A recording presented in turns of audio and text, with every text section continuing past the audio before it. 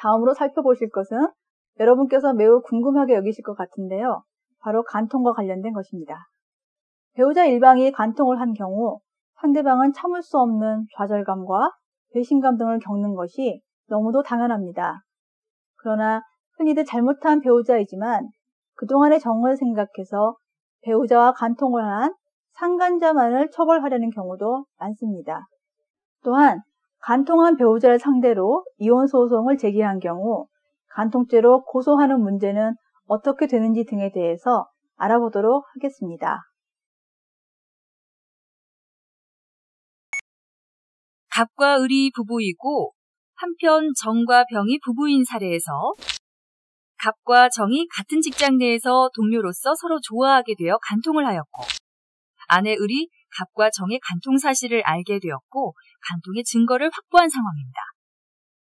이 경우 아내 을이 남편 갑은 간통으로 고소하지 않고 간통 상대방인 정만을 고소할 수 있을까요? 한편 아내 을이 남편 갑과 정을 간통으로 고소한 이후 자녀 문제와 그동안 같이 살아온 연민의 정을 느껴 남편 갑에 대해서만 고소를 취하할 수 있을까요? 또한 아내 을은 남편 갑이 수영 생활을 통해 반성하고 다시 가정으로 돌아오게 하고 싶은 마음에서 결혼 생활은 유지하면서 갑을 간통죄로 형사처벌만을 받게 할 수도 있을까요?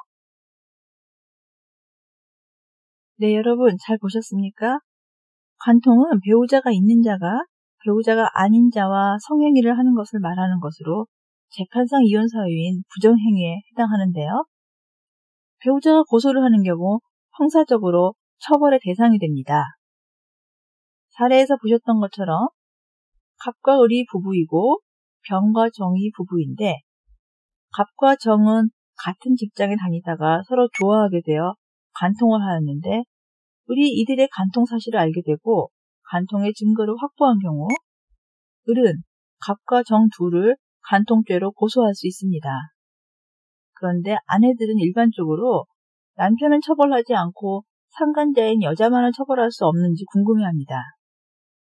그러나 일반적으로 고소의 경우에는 공범 전부를 고소하거나 고소 취소를 해줘야 하고 공범 중 일부만을 고소인의 마음대로 고소를 하거나 혹은 고소를 취소할 수는 없는 것이고요. 이것은 간통죄 고소의 경우도 마찬가지입니다. 이것을 가리켜서 고소 불가분의 원칙이라고 합니다.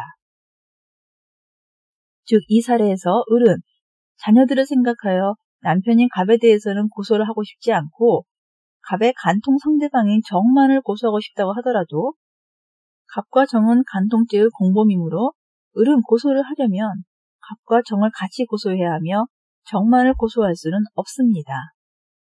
마찬가지로 을이 갑과 정을 고소한 후 아이들을 생각하여 갑에 대한 고소를 취소하고자 한다면 정에 대해서도 고소를 취소해야 하며 갑에 대해서만 고소를 취소하는 것은 불가능합니다.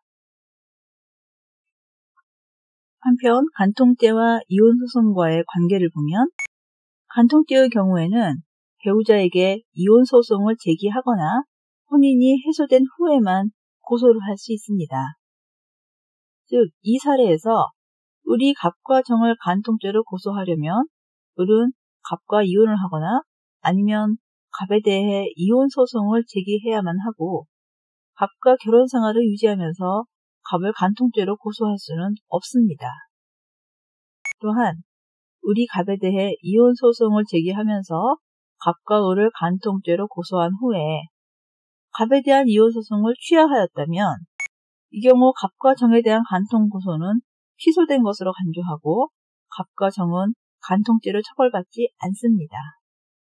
나아가 배우자가 간통 고소 후 다시 피고소인과 혼인을 하거나 이미 제기한 이혼소송을 취하한 경우에는 고소가 취하된 것으로 보아서 간통죄로 처벌할 수 없습니다. 다음은 고소 취소 기간에 대한 것인데요. 형사소송법상 간통죄의 고소는 1심 판결 선고 전까지만 취소가 가능하며 1심 판결 선고 후에는 고소를 취소할 수 없습니다. 즉, 이 사례에서 을은 갑과 정을 간통죄로 고소하였고, 갑과 정은 간통에 관한 형사사건 1심 재판에서 유죄가 인정되어 실형이 선고되었는데요. 을은 막상 갑에게 실형이 선고되자 자녀들을 생각하여 갑에 대한 고소를 취소하고자 하는 경우에도 갑과 정이 이미 1심에서 형을 선고받은 이상 을은 갑과 정에 대해서 고소를 취소할 수 없고 갑은 선고받은 형을 복역해야 합니다. 간통죄의 고소를 취하한 후에는 다시 고소할 수 없고 배우자가 간통에 대하여 사전에 동의하거나 사후에 용서를 한 경우에도 간통죄에 대해서 고소할 수 없습니다. 한편 을은 갑을 고소한 후 갑이 용서를 빌자 자녀들을 생각하여서 고소를 취하하였습니다. 그런데 그 후 갑이 태도를 돌변하여서 자신의 외도는 을이 갑에 대해 잘해주지 못했기 때문이라고 하면서 오히려 을을 비난하였지요. 그러자 을은 갑이 괘씸하게 생각되어서 다시 갑을 간통죄로 고소하고 싶어합니다. 그러나 을은 한 번 고소를 취하한 경우 다시 같은 간통 행위로 고소를 할 수는 없습니다.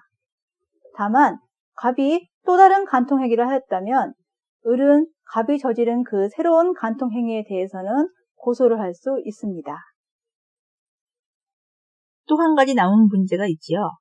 이 사례에서 갑과 정의 간통 행위를 을뿐만 아니라 정의 남편 병도 알게 되어서 을과 병이 모두 갑과 정을 고소하였다가 을은 그 후 갑이 용서를 빌자 갑과 혼인 생활을 유지하기로 하고 고소를 취하하였습니다. 그러나 정의 남편 병이 여전히 갑과 정의 간통 고소를 취하하지 않는 경우 갑과 정은 을의 고소 취하와는 별도로 병의 간통 고소에 의해서 간통죄로 처벌을 받게 됩니다.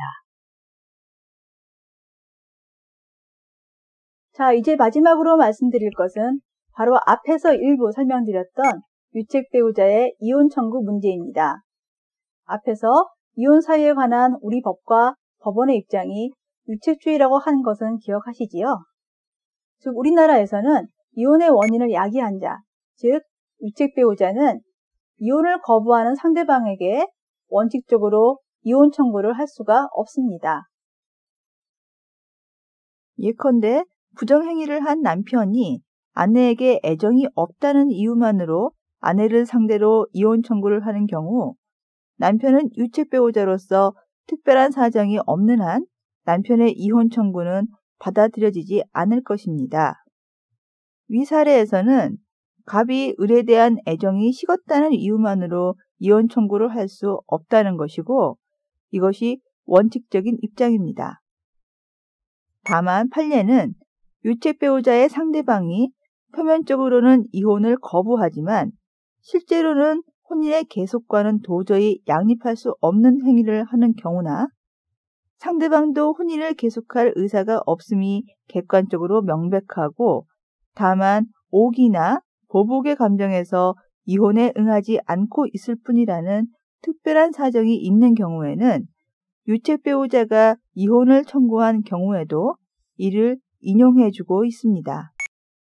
예를 들어 아내의 외도 사실을 알고 남편이 아내의 이혼 청구에 응하지 않으면서 혼인 생활을 회복하기 위해 노력을 하기보다는 아내를 용서하지 못하고 반복적으로 아내의 직장을 찾아가 난동을 부린다거나 남편을 용서하고 남편과 정상적인 부부로 생활할 의사가 없으면서도 남편과 이혼하면 남편이 다른 여자와 살 것이 분명하므로 분한 마음에 절대 이혼을 못하겠다고 하는 경우가 여기에 해당한다고 하겠습니다. 네, 여러분.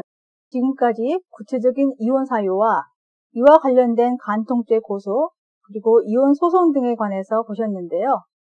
조금이라도 이해에 도움이 되셨는지 모르겠습니다. 이혼 사유 중 대표적인 것을 소개해드렸지만 이미 말씀드렸던 것처럼 모든 분의 사정이 각자 다릅니다. 따라서 자기의 경우가 이혼 사유가 되는지는 전문가와 상의하셔서 현명한 결론에 이르시기를 바랍니다.